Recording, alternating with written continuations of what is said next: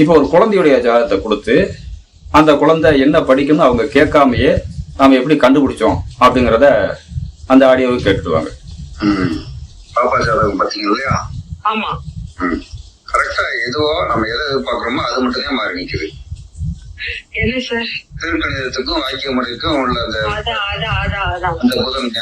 புதன் தான் மாறி நிக்குது. கல்விக்கு தான் எஞ்சில நிக்குது. ஒன்னாம் பாதம்ங்கிறது வாக்கிய பஞ்சாங்கம். ஆமா. திருக்கணிதம்ங்கிறது இப்ப 3ஆம் பாதத்துல காட்டுது. ஆமா. நீங்க கல்வியை பத்தி தான் கேட்க போறீங்கன்னு நல்லா தெரியுது. ஆமா.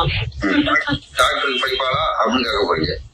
ஐயோ ஆமா சார், அதுதான் கேக்குது. நீட் எக்ஸாம் எதுவும் எழுதிட்டு வந்துச்சா? ஆமா சார், எழுதி சேர்ந்துச்சு. கொஞ்சம் மார்க் கம்மியா போச்சு. சரி, ஓகே. இந்த ஆடியோ பதிவே உங்களுக்கு ஒரு நிரூபிக்கிறதுக்கு தகுந்த ஒரு ஆதாரமாக இருக்கும் அப்படின்னு சொல்லுவோம். முதல்ல கல்வி. ஒருத்தவங்க கல்வி என்ன படிச்சிருப்பாங்க அப்படின்னு நம்மளால கண்டுபிடிக்க தெரிஞ்சாதான் நடக்க போற சம்பவத்தை சொல்ல முடியும் இல்லையா? அப்படிங்கறனால இந்த ஆடியோ முதல்ல கேட்டுட்டு வாங்க. Okay sir. ஓகே, அதான் மெயின் இது அதுதான் சார்.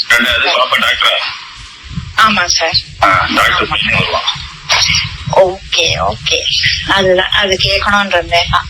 அது ப்ரொஃபஷன் வந்து அதுவே இருக்குமா என்னண்டு. ஓ சரி, ஓகே. இப்போ ஒரு தாய் வந்து தன்னுடைய மகளை வந்து மருத்துவத்துக்கு படிக்க வச்சிருக்கிறாங்க.